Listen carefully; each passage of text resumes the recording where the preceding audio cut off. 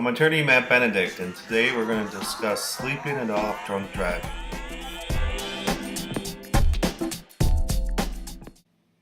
The police didn't see me driving.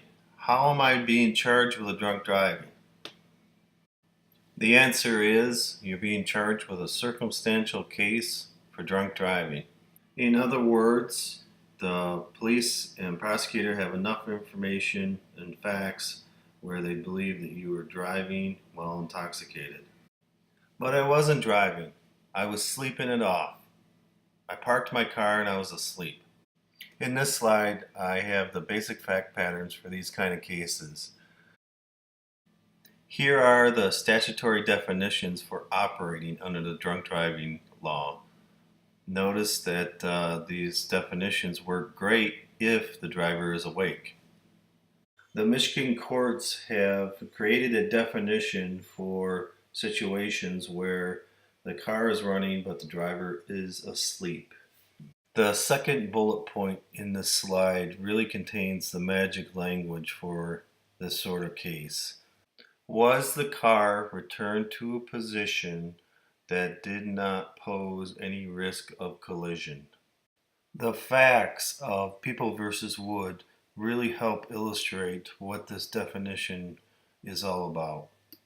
In Woods, the driver was found passed out in a fast food takeout lane at a restaurant with his foot on the brake. The car was running and he had a $20 bill in his hand. So the Michigan Supreme Court looked at this situation and they said more or less that Mr. Woods' car was still in a position that could cause a collision, and as a result he was going to be deemed operating a motor vehicle for the drunk driving statute even though he was completely asleep. Now contrast that case, the Woods case, with a situation where a person gets loaded at the bar.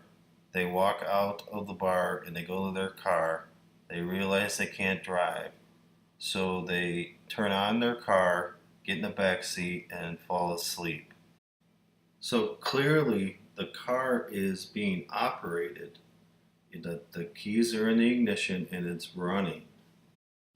However, is this car in a position that would cause or has a risk of causing a collision? And the answer is it's not. It's a parked car.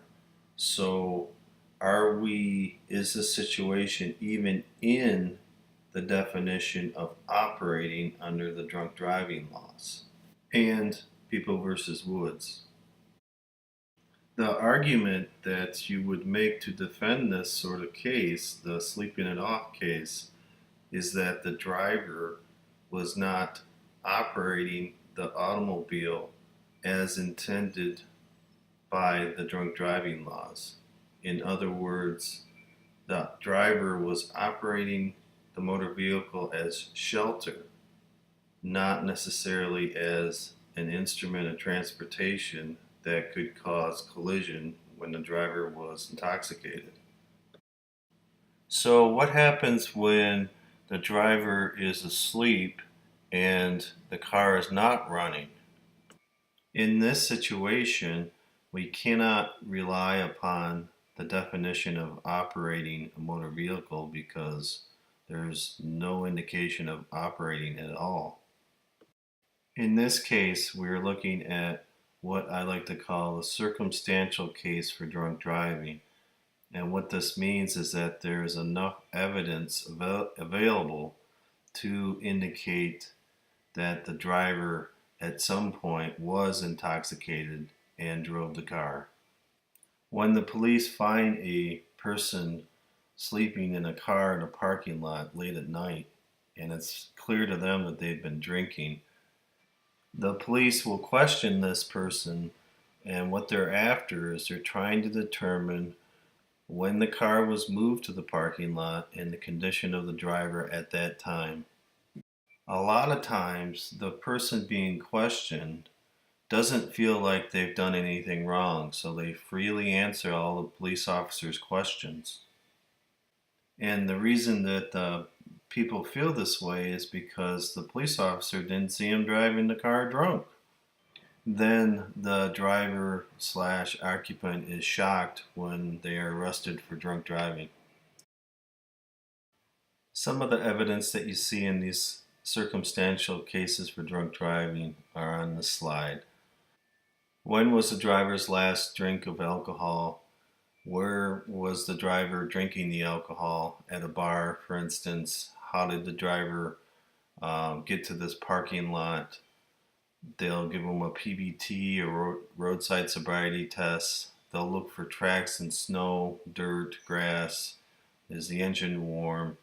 And finally, is there any evidence of alcohol consumption after the car was parked? And the reason why the police officer want to know this is because it will screw up their calculations for whether or not the person was drunk when they moved the car to the parking lot. Out of the bar and into the car didn't move. When the police find this driver asleep in the car, whether or not the car is running or not, to defend this sort of case, it would require arguing that this operation was not within the drunk driving statutes and the definition under People versus Wood. Out of the bar and into the car, but the car is moved to a better parking lot, and then the driver falls asleep. In this situation, when the police find this person asleep in their car, they are going to question the driver at length. They're going to do everything they can to get the driver to admit that they were driving when they were intoxicated. The way to defend this sort of case is to focus in on the driver's intent. Really bring out the facts that the driver had moved this car and he had full intent to spend the rest of the evening there asleep. Some basic advice for people who like to sleep it off in a car. Number one, don't move the car. Number two, get out of the driver's seat. Number three, don't forget the magic words. You'd like to exercise your right to remain silent. In other words, I'm not going to talk to you about what I did earlier in the night. And finally, do whatever you can do to show that your intent was to shelter in the car and not drive. This video is for Michigan law and Michigan law only. It's important to realize that every state treats this sort of sleeping it off case differently. For instance, in Ohio, it is illegal to be in possession of a car while impaired. So you may not sleep in your car while you're drunk in Ohio.